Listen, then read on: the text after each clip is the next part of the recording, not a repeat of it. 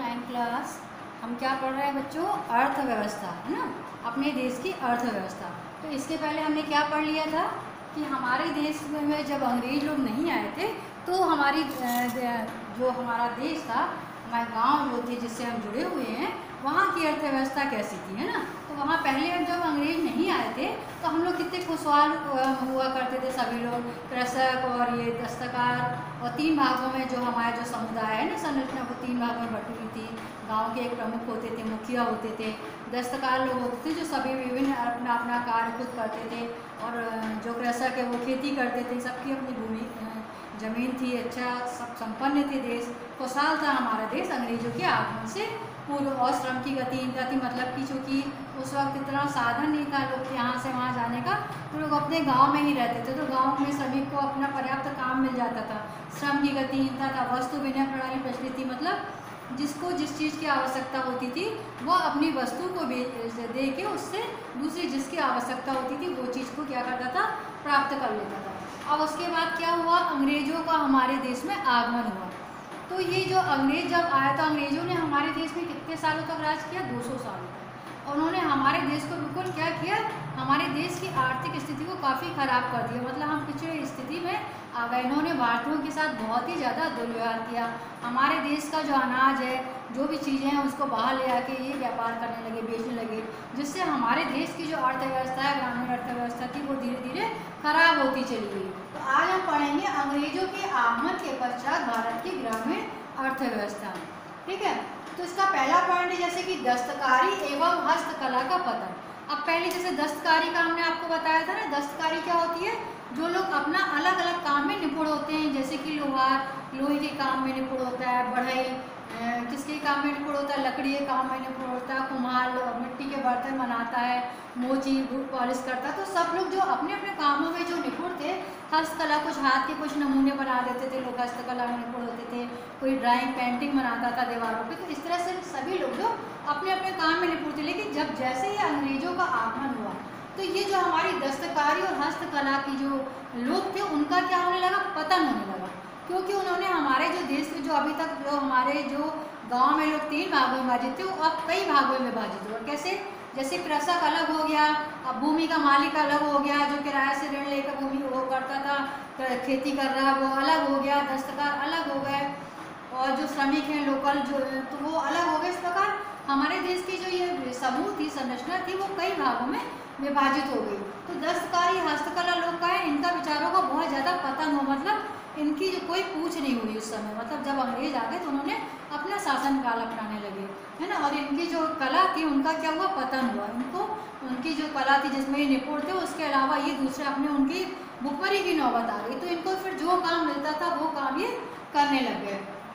अब हम दूसरा देखेंगे, ग्रामीण समुदाय की संरचना में क्या हुआ परिवर्तन। जैसे हमने बताया कि पहले ग्रामीण समुदाय क्या था, 3 भागों में विभाजित हुआ था। पहला क्या था, कौन सा था, कृषक थे, है ना, दूसरा दस्तकार था, और तीसरा भूमि अधिकारी जिसको गांव का मुखिया कहा जाता था। फिर उसमें अलग अलग थे, जो कि गांव में लगान जो कर होता था वो दिया करते थे मालिक को। दूसरा जो कभी कोटवार होते थे, जो लड़ाई झगड़ा किसी भी केस हुआ करता था तो वो बताते थे, है ना, गांव का जो अधिकतम आय थी वो लिया करते थे। तो इस प्रकार गांव की जो संरचना थी वो जो थी, वो भूमि के जो अधिकारी वो होते थे, गांव के मुखिया होते थे, वो 3 भाग में विभाजित हुआ करते थे। लेकिन इसलिए आगमन के पश्चात ये जो संरचना थी उसमें परिवर्तन हो गया, कोई मालिक नहीं रहे। क्योंकि इन लोगों ने जो साहूकार हैं, जब पहले हुआ करते थे महाजन साहूकार, ये लोग का ज़्यादा क्या हो गया, उनका ज़्यादा वर्चस्व हो गया। इन्होंने क्या किया कि गांव के जो कृषक है ना, उन्हीं की भूमि को क्या किया, कर्जे से ले लिया, उन्हीं की भूमि को उनको कर्जा देकर उनको अपनी भूमि उनको देने लगे, और वो अपनी भूमि में क्या करने लगे, खेती करने लगे। और उसकी जो पैसा उन्होंने जो लिया उनसे, तो उसके बाद जब उन्होंने पैसा चुकाया तो एक निश्चित समय में जब उन्होंने पैसा उसका चुका भी दिया, उसके बाद भी वो उस पर क्या लगाने लगे, टैक्स लगाने लगे। तो वो अपनी ही ज़मीन की क्या हो गए, ऋणी हो गए, मतलब अपनी ही ज़मीन पे खेती कर रहे, उसके बाद भी उनको क्या करना पड़ता था, पैसा देना पड़ता था। तो गांव की जो हालत थी जो वो बहुत ही क्या होने लगी, खराब होने लगी। आत्मनिर्भरता मतलब जो गाँव में जो अनाज उत्पन्न होने लगा उसको वो लोग क्या करने लगे, मतलब गांव से बाहर भेजने लगे, अपने गांव शहर से भारत के बाहर वो लोग अपने देश में जो अंग्रेज है वो भेजने लगे। तो जब गांव से बाहर अनाज जाने लगा तो गांव में किसकी अनाज की कमी होने लगी। तो जो आत्मनिर्भरता अभी तक जो हमारा गांव जो था आत्मनिर्भर हुआ करता था, उसकी क्या हो गई, समाप्ति हो गई। क्योंकि गांव का जो अनाज है वो अच्छा अनाज वो क्या करते थे, बाहर भेज देते थे। तो जो मतलब निम्न प्रकार का जो अनाज होता था उसी में वितरण हुआ करता था। और गांव के लोग कर्जदार अलग हो गए, सब लोग कर्जे से दूसरे की ज़मीन में खेती करने लगे, कर्जा ले लेके वो खेती करते थे और जो अनाज बस उनको खाने के लिए बस मिल जाया करता था, एक्स्ट्रा कुछ नहीं। और वो ऊपर से महाजन लोग को ऋण जो लिया करता था वो उसके चुकाते अलग, तो उसके बाद में उनका ब्याज जो है ना वो कमी नहीं होता था, क्योंकि वो ब्याज पे ब्याज लगाते जाते थे। क्यों, क्योंकि पहले जो थे लोग बाग थे वो इतने पढ़े लिखे नहीं हुआ करते थे। उनके अंगूठा लगा के उनने पैसा दिया, पता लगा वो ज़्यादा पैसा दे रहे हैं और कम पैसा लिख के वो अंगूठा लगवा लिया करते थे। तो उन पर जो कर्जा होता था ना वो हमेशा क्या होता था, चढ़ा हुआ रहता था। तो इस प्रकार गांव की जो आत्मनिर्भरता थी उसमें धीरे धीरे क्या आ गई, कमी आ गई। अब हम पढ़ेंगे कृषि भूमि का हस्तांतरण, मतलब इनकी जो भूमि थी तो इसके मालिक इन लोग स्वयं हो गए। मतलब पहले जो कृषक थे हमारे तो बहुत संपन्न हुआ करते थे, तो इनकी भूमि को धीरे धीरे इन लोग ने हथिया लिया।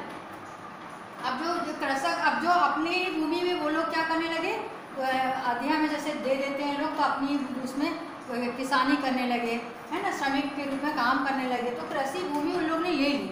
अब वो अपने ही भूमि में कर्जदार बन गए और जो खेती करते थे तो उसके बदले उनको आधा अनाज दे दिया जाता था, बाकी जो खेती के से अनाज जो टोटल अनाज प्राप्त होता था वो जो है वो मालिक रख लिया करते थे। जो वहाँ की भूमि के जो मालिक हुआ करते थे वो ले लेते थे और आधा अनाज सिर्फ इनको दिया जाता था केवल। तो इस प्रकार इनकी भूमि का क्या हो गया, हस्तांतरण हो गया। मतलब इनकी अपनी भूमि जो है वो छीन गई इनसे, उन्होंने ले लिया। साहूकार महाजन अंग्रेज जो थे वो जो मिले हुए थे उनसे उनका वर्चस्व हो गया। अब इस प्रकार जो है कृषि का पिछड़ापन, हमारे देश में जो कृषि थी जिसकी अभी तक आर्थिक उन्नति जो हो रही थी हमारे देश में कृषि, तो इन लोगों ने धीरे धीरे क्या किया, कृषि का क्या किया, व्यापारीकरण करने लगे। मतलब कि जो सामान जो कृषि से उत्पन्न होता था उनको क्या किया अंग्रेज लोग, बाहर की ओर भेजने लगे। तो इस प्रकार जो अनाज हमारा है वो बाहर जाने लगा। तो क्या हुआ, कृषि के क्षेत्र में क्या आने लगा, पिछड़ापन आने लगा। कृषि से धीरे धीरे हमारा देश जो है पिछड़ता चला जाने लगा। तो आर्थिक स्थिति हमारे देश की क्या हुई, कमजोर होने लगी।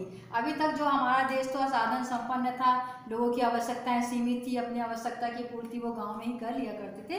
लेकिन जब ये अंग्रेज लोग आ गए तो उसके आने के कारण इन्होंने इनकी जो अर्थव्यवस्था से उसको तहस नहस कर दिया। यहाँ से जो उत्पन्न अनाज उसको बाहर भेजने लगे, उनकी भूमि को छीन लिया उनसे ज़बरदस्ती करके, उल्टा वो कर्जा देकर अपनी भूमि में खेती करने लगे और जो अनाज मिलता था उसमें भी उनको आधा अनाज दिया जाता था, ले लिया जाता था। इस प्रकार कृषि में धीरे धीरे क्या आने लगा, पिछड़ापन आने लगा। कृषि में मतलब जो हम उन्नति कर रहे थे अभी तक, तो उससे क्या हुआ, लोग जो है वहाँ के जो गांव के जो कृषक हैं वो क्या हो गए, गरीब हो गए, है ना। उनके पास अधिकतम पैसा नहीं था, खाने के लिए अनाज मिल जाता था बस उतना ही था। और हर तरीके से इन्होंने क्या किया, जो भारतीयों का शोषण किया अंग्रेजों ने। इस प्रकार कृषि में क्या आ गया, पिछड़ापन आ गया। ठीक है, तो हमने ये इसके जो प्रमुख जो पॉइंट आप देख रहे हैं ना, ये हमने जो पढ़ लिए हैं, इसके प्रमुख पॉइंट कौन कौन से हैं।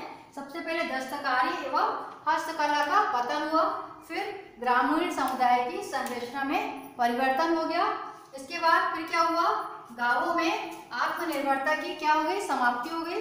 उसके बाद कृषि भूमि जो थी उसका क्या किया उन्होंने, हस्तांतरण किया, मतलब कि ले लिया कृषि भूमि को। और उसके बाद कृषि में धीरे धीरे हमारा देश जो अभी तक कृषि में संपन्न था, ज़्यादातर लोग क्या थे, कृषि किया करते थे, मतलब कि खेती ही किया करते थे। लोगों की अपनी ज़मीन हुआ करती थी और अच्छे से वो खेती किया करते थे, बदले में अनाज के बदले में कुछ अपनी सेवाएं जो दूसरे जो आ रहे हैं उनसे ले लिया करते थे। तो सभी लोग संपन्न थे, तो उसमें धीरे धीरे क्या हो गया, कृषि का पिछड़ापन आ गया। तो ये प्रमुख जो विशेषताएं हैं जो अंग्रेजों के आगमन के पश्चात भारत की अर्थव्यवस्था कैसी हो गई, तो ये ग्रामीण अर्थव्यवस्था कैसी हो गई हमारी, ये हो गई क्या, खराब हो गई। क्या हो गया, दस्तकारी जो हस्तकला दस्तकारी जो प्रथा थी उसका क्या होने लगा, धीरे धीरे पतन होने लगा।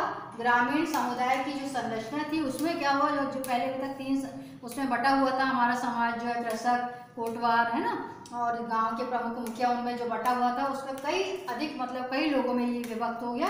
इस प्रकार गांव की समुदाय की जो संरचना थी उसमें परिवर्तन हो गया। गांव में जो आत्मनिर्भरता थी, जो अभी तक लोग आत्मनिर्भर थे, तो वो चली गई। अब लोग अंग्रेजों पे डिपेंड होने लगे, उनके कर्जे से वो लोग खाने लगे, मतलब कर्जा ले लेके, फिर भी उनका जो कर्ज है वो कभी पड़ता ही नहीं था। क्यों, क्योंकि वो ब्याज पे ब्याज उनसे लेते रहते थे। तो हमेशा के लिए बेचारे लोग क्या थे, कर्जदार बन गए। उनकी कृषि की भूमि चली गई, उनसे ले लिया और व्यापार क्या करने लगे, अनाज को बाहर अपने देश से बाहर भेजने लगे, वो अपने देश में भेजने लगे। अब कृषि का धीरे धीरे क्या होने लगा, विपणन जो बढ़ा तब क्या हुआ, कृषि का पिछड़ापन होने लगा हमारे देश में। इस प्रकार अंग्रेजों के आगमन के पश्चात ग्रामीण अर्थव्यवस्था जो है वो बहुत ही खराब हो गई। तो ये आप अपनी ये कॉपी में ये पॉइंट नोट कर लीजिए, क्या क्या ग्रामीण अर्थव्यवस्था कैसे हो गई। दस्तकारी व हस्तकला का पतन हो गया, ग्रामीण समुदाय की संरचना में परिवर्तन हो गया, गांव की आत्मनिर्भरता जो थी, अभी तक आत्मनिर्भर थे हम लोग, उसमें समाप्ति हो गई। कृषि भूमि का क्या हुआ, हस्तांतरण। अभी तक जो उनकी भूमि के मालिक वो स्वयं हुआ करते थे, तो क्या हुआ, हस्तांतरण हो गया और कृषि में पिछड़ापन आ गया। इस तरह से जब अपनी भूमि जब में वो खेती करने लगे तो वो क्या होने लगे, पैसों के लिए मोहताज होने लगे, उनको थोड़ा सा बस दे दिया जाता था अनाज उसके बदले में, खेती के बदले में। तो इस प्रकार कृषि में क्या आ गया, पिछड़ापन आ गया। तो ये आज के लिए इतना ही पढ़ लीजिए आप, अंग्रेजों के आगमन के पश्चात भारत की ग्रामीण अर्थव्यवस्था। इसके पहले हमने आपको वस्तु विनिमय प्रणाली भी समझाया था। तो वस्तु विनिमय प्रणाली एक अलग से क्वेश्चन है कि क्या होता है। तो पहले के समय में जब मुद्रा का जो निर्माण नहीं हुआ था, उस समय मुद्रा नहीं चलती थी और लोगों की जो आवश्यकताएं होती थी वो भी बहुत सीमित होती थी। तो लोग अपनी आवश्यकता की पूर्ति क्या करते थे, कैसे करते थे, एक दूसरे को वस्तुओं का आदान प्रदान करके कर लिया करते थे। इसी को वस्तु विनिमय प्रणाली कहते हैं। यदि आपको ना समझ में आया हो तो हमने एक बार फिर से समझा दिया। वस्तु विनिमय प्रणाली मतलब प्रारंभिक जो अवस्था थी, प्रारंभ में प्राचीन समय में मुद्रा का चलन नहीं था, लोगों की आवश्यकताएं भी सीमित थी, तो लोग अपनी आवश्यकताओं की पूर्ति के लिए वस्तुओं का क्या करते थे, आदान प्रदान करते थे। इसलिए इसको वस्तु विनिमय प्रणाली कहते हैं। आज यदि आपने कहीं कहीं देखा होगा कि जो गुजराती महिलाएं होती हैं वो बर्तन लेके आती हैं स्टील के, तो उसके बदले वो कपड़े ले जाती हैं। तो वो जो कपड़े हम देते हैं 20-25 कपड़े जो लेती हैं, वो इसकी जगह एक स्टील का बर्तन देती हैं, तो वो उसमें बहुत ज़्यादा मुनाफा कमाती है। क्योंकि वो जो पुराने कॉटन के कपड़े हैं ना, वो गाड़ी इत्यादि, ट्रक, गैरेज इत्यादि में बिकते हैं, तो उनकी काफ़ी वैल्यू होती है कॉटन कपड़े की। तो वो एक कपड़ा भी उनका यदि 50 में बिक गया तो 20-25 कपड़े में यदि वो एक गंज दे जाती है तो काफ़ी महंगा मतलब हमको पड़ता है। उससे बेटर हमको उन कपड़ों को हम किसी गरीब को दे दें तो वो ज़्यादा बेटर होगा कि उसको थोड़े समय तक वो पहन सकेगा, है ना। तो ये अभी भी मतलब कहीं कहीं इस तरह की वस्तु विनिमय प्रणाली देखने को मिलती है। तो आज के लिए जैसे इतना ही आप नोट कर लीजिए, इसके आगे का हम अगले उसमें पढ़ाएंगे।